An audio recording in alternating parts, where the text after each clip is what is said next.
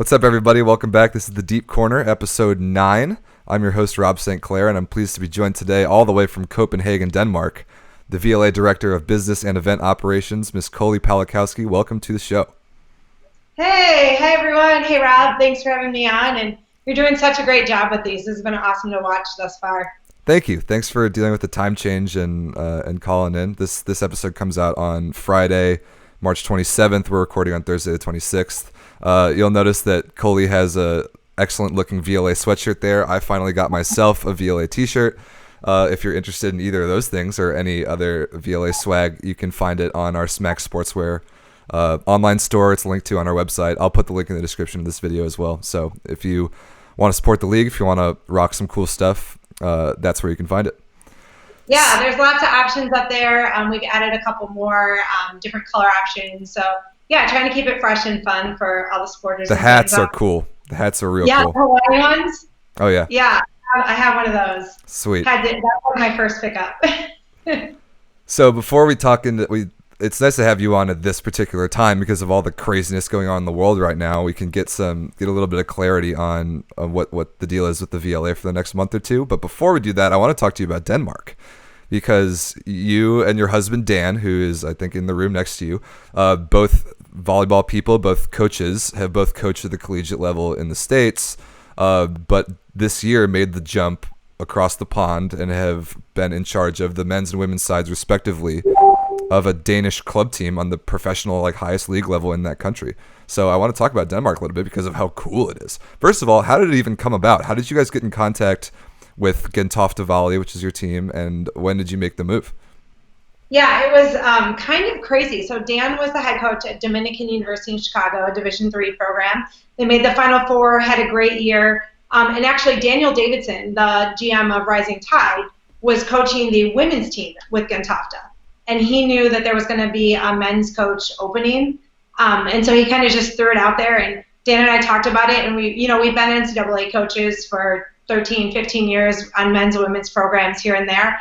And we thought, let's check it out. Let's look into a little bit, a different set of challenges, coaching professionally, obviously, compared to collegiately. And so we just started communication with the club. And, luckily at this point, we've known a lot of guys that have played overseas, guys or girls, and we've kind of know how to navigate the process a little bit. And we just started really researching the club. A lot of Americans have played both on the men's and women's side in this league specifically. So did a lot of research around just the league and the club. And yeah, we were like, you know what, let's go. And I'm the head coach of the women's team and Dan's the head coach of the men's team, which are completely different. They're at completely different phases. The men's league, we won this year. They won last year. So they've historically been a perennial powerhouse, whereas the team I'm coaching has only been in the top division this was our third year. Wow, so it's just a completely new set of challenges, and we jumped at the opportunity. We'd never been to the country of Denmark, so we moved sight unseen, and it's been awesome. It's so cool. You mentioned that Dan's team won this year and they won last year. The cup that, obviously your season got cut short as everyone's did, so you didn't get to play the full duration of the playoffs, but they had the Danish Cup thing kind of mid-season, which Dan's team won. And the video of Dan getting thrown in the air by his players, one of the coolest things I've ever seen. It's so great. It was, it's just neither of us played overseas, so there's just a lot of new for us. And the club we're with and the Danish culture within this league is awesome. We're super fortunate to be surrounded by great athletes, a great board of directors. But yeah, the Danish Cup, we knew it was a big deal, and we knew it was, exciting. And the federation does a wonderful job, and they have a gala, and it's just a really big event. But yeah, after the match, the team just kind of pulled Dan back, and his guys are 6'9", yeah, and he's 3 feet above them. So that was super fun. And he got launched. It was awesome. Launched. I mean, he was like a little rag doll up in the air, and Dan's not a little guy. So it was awesome. And yeah, he had no idea. And then, in the locker room afterwards, this celebration with champagne, and it was really cool and really deserving for the guys. They worked really hard this year. And had a great year, and it was really cool for them to play some of the best volleyball they played in that cup. So that was fun. Yeah, that was cool. I like talking to Dan Stark. He was my last episode, who you just played against. He was in this. He was in the same league. Had the playoffs not gotten caught short, you would have played him in the semifinals, I think, is what he was saying. So he had similar things to say about how great his league experience was and how the volleyball culture there, and your club in particular, seems to really have its organizational stuff together and put a lot of priority on the game and on the players. And it's just so cool that you guys have gotten to have this experience. Yeah, it's been incredible. We hope to stay next season as well, and it's been a really cool experience. And it's, I think for us professionally, it comes with a whole new set of challenges, which has been fun. We're not in NCAA athletics, and we have a completely different governing body in the Danish Federation in our club, and that's been fun for us as coaches. Working with NCAA programs, it's 18 to 22 is our demographic every year. Yep. And for the most part, those athletes are coming for 4 straight years, and you can count on that, right? Here, Dan's team ages from 18 to 32, and then my team is 18 to 25. Mm-hmm. So it's a whole different challenge as a coach too. How do you motivate each and every one of those athletes to get their best out of them? How do you culturally pull that together? Just things you don't think about as NCAA coaches. So we've really enjoyed that challenge, and we've really enjoyed all the athletes that we've worked with over here. That's a good segue, because I wanted to ask about the differences and similarities of coaching, professional volleyball versus NCAA, and so that's a great point. The age group and the people are just really different. What's something though that's a little bit similar? Like, is the competitive level about the same? Is like the volleyball technical emphasis in practice versus just kind of team chemistry building, getting touches stuff? What's similar? Yeah, so the similarity is volleyball, right? And so luckily in Denmark, everyone primarily speaks Danish, but they all fluently speak English. But there still is different nomenclature, different systems. The systems are wildly different. Yeah. But the similarity is volleyball, right? So conceptually talking to our athletes in the training gym just about concepts that we're implementing, that we're bringing over, or that they've done in the past. That's been a pretty similar thread. And it's awesome that everyone speaks English, because Danish language is not something that I'm trying really hard, but it's hard to pick up. So yeah, the common theme has definitely just been around the sport.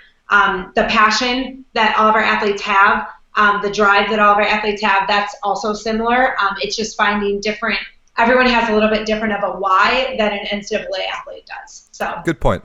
Yeah, that's a good way to say that. The why is definitely different. And you mentioned the thing about having, if you're in college, players for 4 years in a row, most of the time. You could have somebody for 1 year only in this case sometimes, put a lot of work into them, and then the next year they're just gone and you don't know that. So that's an interesting adjustment that I didn't think about. Yeah, and it's for example, this is the Danish league is it's a heavily what that ceiling looks like is dramatically different. On the men's side, for example, we have one of our athletes who I think you might speak with, Tobias. He's trying to go to a different league, right? So some of the local Danish athletes might use it as a stepping stone to get to a better league, as will some of the Americans coming over. And it's ebbs and flows. So depending on the foreigners that come into the league, our club doesn't have any foreigners. They're all true Danes on both teams, and they kind of pride themselves on that. Yeah. But teams, if you bring in a Griffin Shields or something, if you bring in a high-level American player, then that's going to change the whole landscape, right? So it's interesting that this year, Toby, for example, is one of our starting outsides, and we knew from day one that we're probably not going to have him next year, or he might not. Yeah. Because that's just the path that he's on. He's, first of all, he's really good, and second of all, he's young and wants, is trying to move upwards. That's an interesting point. And the other interesting element is, Mes Kiel, he's the freshman setter at UCLA right now. He was on our team before going to UCLA. Yeah. And that's also interesting. We have Bertram Reigard right now, who he wants to maybe go play collegiately in the States. So you have the inverse. You have guys that have worked their way up through the league and then go older. But then you have the younger guys in the league that are super high-level players that have aspirations to go play the NCAA level. So you might lose them older, you might lose them younger, and that's just a completely different element than an NCAA coach would face. Yeah, That's something I've been interested about the last several years. Is the men's side in the NCAA at least has had a huge influx of foreign and especially European players at the top levels of the best teams. Like our guy Nick Scherzen from LVC, two-time National Player of the Year. He came to Ohio State. Maxime Mervoir, the guys for Hawaii the last couple of years, the guys for BYU the last couple of years. There's a lot of that going on right now, and I'm looking forward to talking to some European players about the, kind of the difference in system and what the draw for the NCAA is. So when I get Toby on the show and when I get Nick on the show and those guys, I'm looking forward to talking about that. Yeah, it's interesting to hear. I've recruited internationally quite a bit at NCAA institutions, and it's interesting to hear the other side of it. So it's interesting to hear the foreign athlete who, because the educational systems, kids over here go to school for free. So They're not taking a scholarship. That's not an element for them at all, right? So the lure is really the level. The lure is like, hey, can I play at UCLA? Can I play at Long Beach? And what's that like?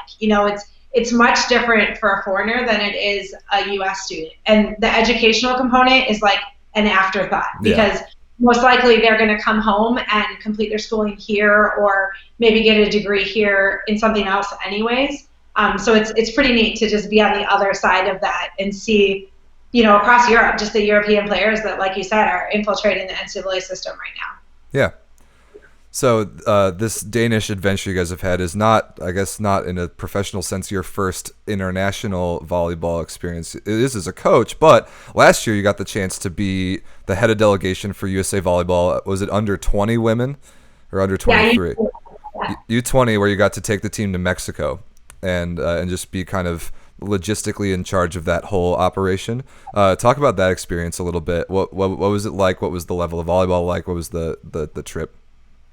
Yeah, it was incredible. We had a great staff. Jarrett Elliott, the Texas University head coach, was the head coach of the trip. Paul Weishoff was also on that staff, a former Olympian and now at Irvine, or Concordia Irvine. And so we had a great staff in place, and it was what made it really unique was competing against different countries who have much smaller countries, and those youth programs are training together day in and day out for months in preparation for this event.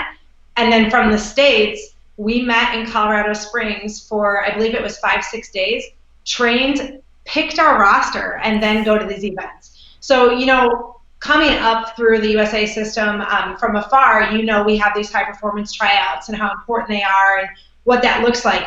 But being at that event, I was like, we are as a country, we're at a huge disadvantage to these countries that train for months as U21s to go compete. But the staff was incredible, and it was a really good learning opportunity to just learn from Jarrett and see how he leads, how he communicates, how he incorporates. The other unique piece was that staff is also put together at the same time as the athletes. Right. So it's not like these coaches work together year-round and then take this team to world championships. So that was really interesting to be a part of. The competition was incredible. We had some of the better players in the CEV were at that event, and it was also neat to see the Italian opposite that we know we're going to see in Paris. See youth players that are just going to kill it, that are killing it now, and seeing where they'll be, and competing against them when they were 19, 20. Yeah. So it was a really unique opportunity. And like you mentioned, I did the logistics for the trip. And just kind of manage the athletes and the coaches. A really good lesson I learned from that was it was in Aguascalientes, Mexico, and I guess the kind of equivalent of a monsoon hit the event while we were there, and it was just a good learning opportunity in international travel, and thinking about the Olympics being postponed and everything that goes into it. Our gym actually flooded; the ceiling fell down. Yeah, I remember that. Yeah, and it was, we played a match at midnight. And, when I was over there and I was talking to Loy back home, it's like, this is international volleyball. This is, you roll with it. And they wipe the courts and they clean the gym and your locker room's moved and you ate 3 hours ago, but we have a midnight match. And I think that's such a cool lesson for our younger players to learn, because now coaching internationally, that's what it's like, and that's something in our isolated NCAA bubble we don't see, No. So I think for us as a staff and for coaches and the players, that was a really unique opportunity to grow through and just understand adversity, which we're all finding ourselves immensely in right now with the COVID-19 virus. So. An excellent segue to what all the things that are going on in the world right now and how they affect us in the VLA. So, like you're a volleyball coach, you're obviously a volleyball person, and you have like substantial experience, just being an organizer and being a logistics master, which makes you very good at your job here for the VLA. Right. So I think you're the best person for me to have on the show to tell us what do we know right now about the VLA schedule. Yeah. So we're not alone in that everybody right now, every organization at the tiniest level and the largest level worldwide is on an ever-changing timeline. So, it's like when we wake up, it's like, okay, what's different today than it is from yesterday? And how does this change all of the logistics with teams and athletes or whatever your entity might be? So we made an announcement that our Louisville event, April 4th and 5th, which we're partnered with JVA at, that one's been postponed till June. And beyond that, we're working with incredible partners with AU, USA Volleyball, JVA, ABCA, and we're just in constant communication with them to see how this evolves. All our events are coinciding with those larger organizations' events. Some of them are adult tournaments like USA Opens. Some of them are large junior tournaments like AU's in Orlando, Florida. So there's a lot of unknown right now, and we're just trusting our partners and working closely with our partners to make the best decisions for their organizations, our athletes, and our schedule as well. Yep. So yeah, that's a good point, that all of the events that we're at are being run by giant governing bodies, USAV, AAU, or JVA, and the livelihood or the existence of those events is really up to them and not us. We're just happy to be there and happy to be their partners. So like when they give us the news, that's when we know. So everybody can stay tuned to our social medias and all of those governing bodies just to figure out what the latest updates is on the events. But like you said, it's changing by the minute. This is obviously an unprecedented situation, but what we know for sure is that Louisville has been moved back. Yeah, and I would just say, be patient. To fans, to the athletes, be patient. There's so many moving parts from a logistical standpoint.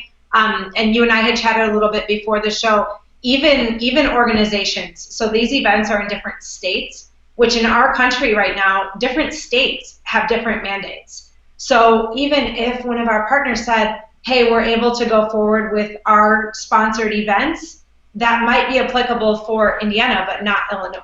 And if our event's in Illinois, that might change things. So, because these organizations host multiple events, and we are just at a couple of each. So please be patient with us and just ride it out. And, as whether you have a youth athlete that's affiliated with a club or, the NBA or college sports, there's so many pieces that are just unknown right now that people on every end are working around the clock to figure out. And, the forefront of all this is to keep everybody as safe and healthy as possible and just really be proactive in flattening the curve and managing this on the front end. So, we'll do our best to put out information to our fans and our supporters as soon as we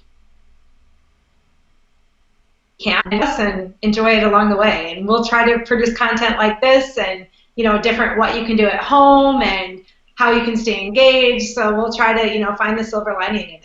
Yeah, that's well said. Be patient with us for sure.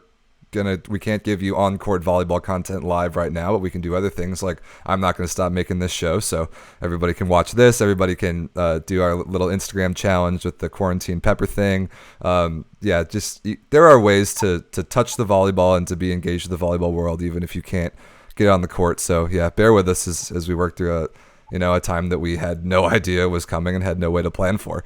But yeah, you and the board are talking constantly every week and seeing what the latest updates are.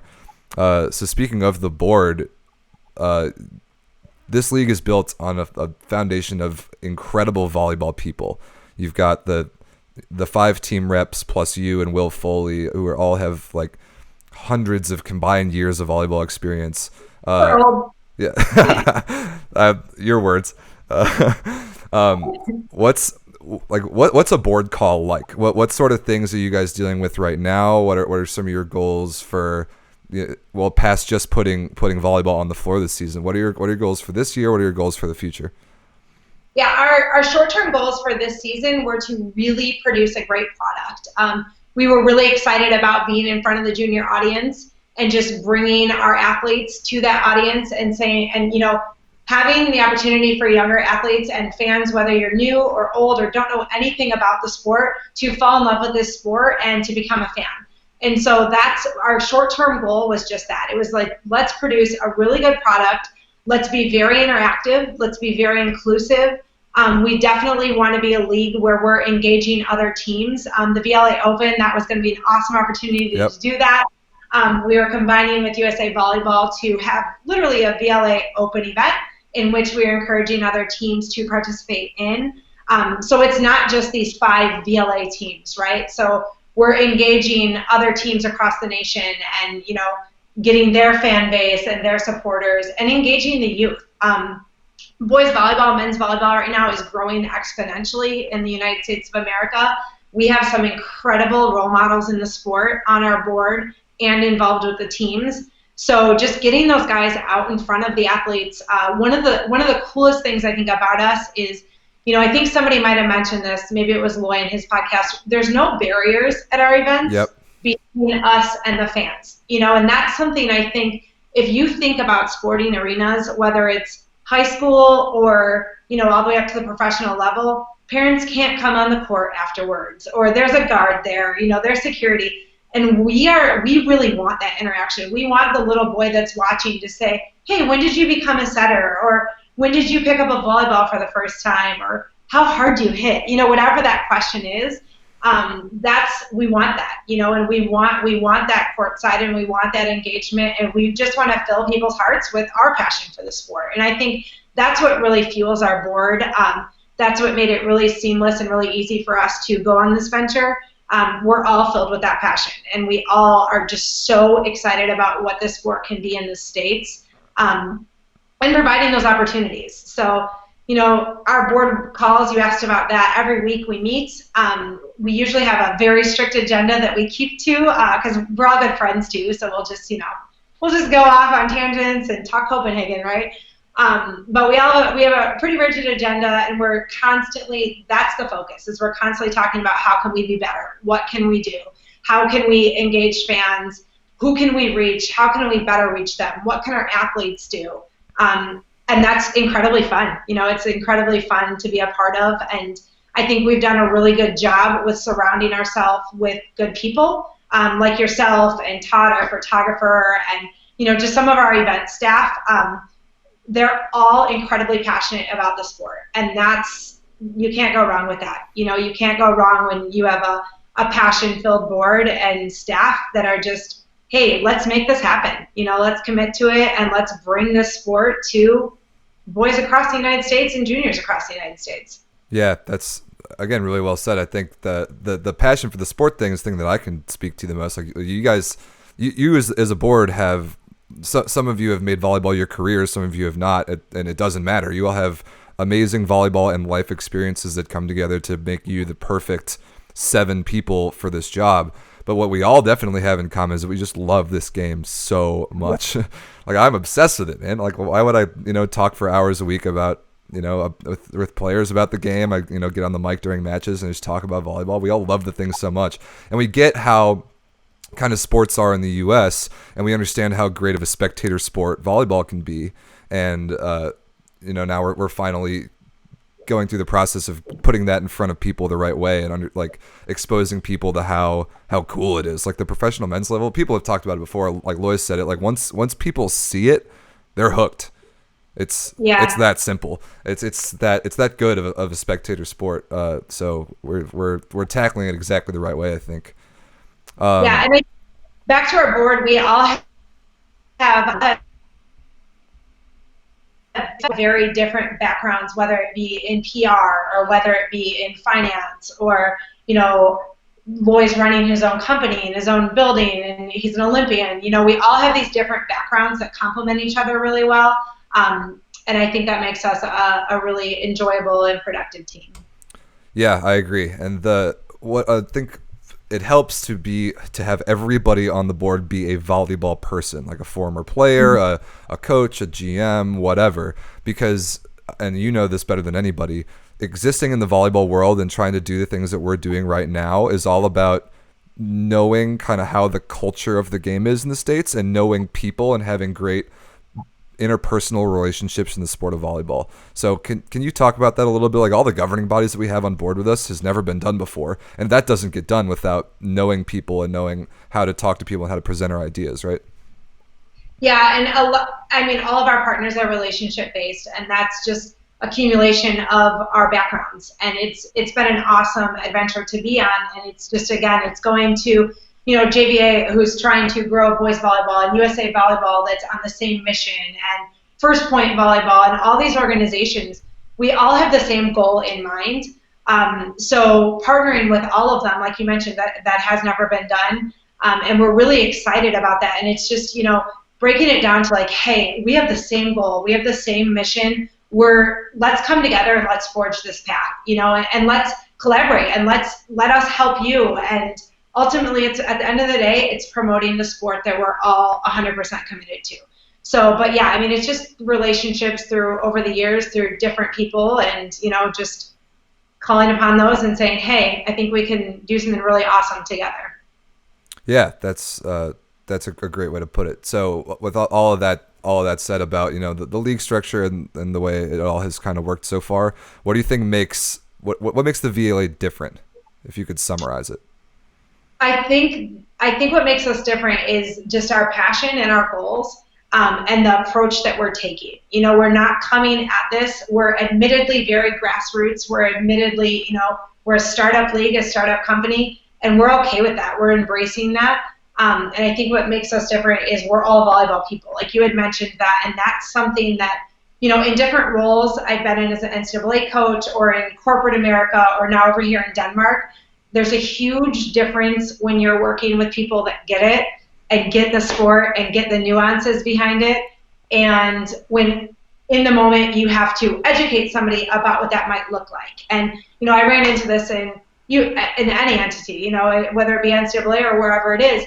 It's really awesome to just be like, hey, great concept, but if you're coaching that team, or if your team's the team that has to travel to that or ask your athletes to do this, we all think in those different ways that are volleyball minded, which is really unique. And I think that that's something that makes us a little bit different for sure. Yeah, I agree. Our business guy is still a volleyball guy. That's right. You can talk and that's unique. That's like, you can talk numbers and volleyball. Like you can talk engineering and volleyball, and that's something that is very refreshing for us to not have to educate as we go, because we're going at a wildly fast pace. So it's nice to just have everybody fold in and understand that volleyball vibe and that volleyball lingo. And the community is incredibly small, as you know. Oh yeah. So it's really fun to just engage your friends in that and call upon those people and just be able to have that conversation. Like, here's what we need. How can we get it done? Thinking volleyball. Yeah. So that's fun. Will Foley is the finance volleyball guy you're talking about. I'm excited to get him on the show because my tiny little bit of finance knowledge, I can, we can talk volleyball, but talk like how a league like this is gonna exist from a business perspective, which is an interview I'm definitely looking forward to. I think a big like kind of hurdle for any startup league in any sport. I have a bunch of friends in the ultimate frisbee world that have played in a league that's 5 or so years ahead of us, but has largely succeeded in getting their sport that they all love and are passionate about reached further than just the community of that sport.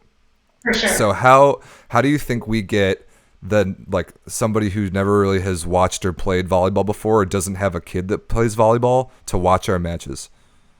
Yeah, I think, that's an interesting challenge, and that for sure is a big challenge that any non-mainstream sport is going to face, right? And it was the lacrosse league, the PLL, faced a set of challenges as they scaled and they grew. And that's something we constantly talk about as a board. One of the ways that we're trying to be unique in that is the partners and potential sponsors or investors that we engage. Perhaps they have a product that is inclusive with our sport and that will share that demographic audience, but a large portion of their company is a completely different targeted audience. If we can have those circles overlap with the fan base, and whether it be a platform for sharing video, and whether it's a soccer guy watching this and being like, whoa, like, did you see that clip that this company sent me to check out their product? That volleyball sport's great, and so just sharing those overlaps between potential partners and sponsors that we already have and are working with is a way that we're trying to overcome that hurdle and introduce the sport to an audience that right now doesn't know it. And I think that's something about us that's unique as well. Like, we know that. We're not saying we are very passionate about the home in the United States of America. You're not putting volleyball on. And for several reasons. It's becoming more accessible. Prior to the last 5 years, you couldn't put it on if you wanted to put it on. So we know those challenges are out there. So just looking at platforms and partners that have a similar demographic of an audience that we can introduce to the sport. Another big way we're trying to do that is, just having our events at these junior and adult events. If you think about a convention center on a weekend, World Challenge had 800 teams scheduled to go, right? Which is outrageous. So many. AAU's has 2,900, I think, is their estimate. One tournament, and of course it's 10 days long. But if you think about all of the parents, the siblings friends that the parents let them come bring their buddy on vacation to Florida because they have to watch their sister all week. Right. Like, there's a huge demographic in that audience that we can reach just by being on that premier court at each of these events with our amazing partners. So that's something that goes back to what I mentioned earlier, being inclusive. And after our matches, our guys aren't bolting off the court. Like, no, they're sitting on tables to sign autographs.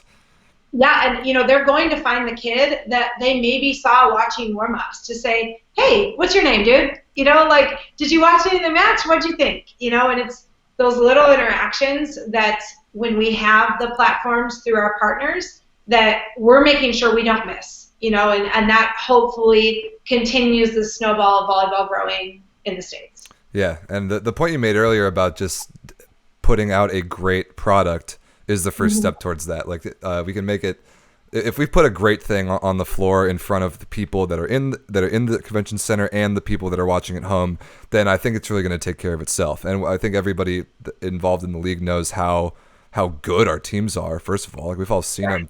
These guys are ridiculous, and some of the names and the volleyball resumes on some of these rosters are just insane. Like, we have Loy Ball in our league, for God's sakes. Are you serious? Yeah. He has the Olympic gold medal. Like, come on. He says he's on his way out. I'm not convinced. But when you need to win, he's on the court. Oh yeah, come on. Like, he's been saying that for years. Everybody knows that. Yeah, when they're in playoffs or when they're in a big regular season match against like an LVC or an Iceman and rivals, that Loy's playing, and he's gonna will his team over the finish line. Like, they do it every time. Like, I can't get enough of watching these teams. Like, that's why I love commentating them so much, just because they're fun to watch. And so when we get back on the floor post virus, we're gonna put an awesome product on the floor, and we're gonna, for the people that are there watching, and then the people who are watching from far away.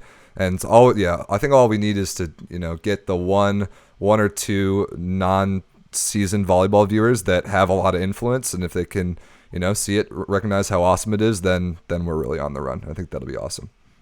Yeah, I totally agree. And this is like a big step back and a huge impact right now for everybody around the world. And at first we were like, oh man, like, how are we going to bring our product out? Because our teams are in Chicago and New York and Phoenix, and there's California, they're spread out, Indiana, around the U.S.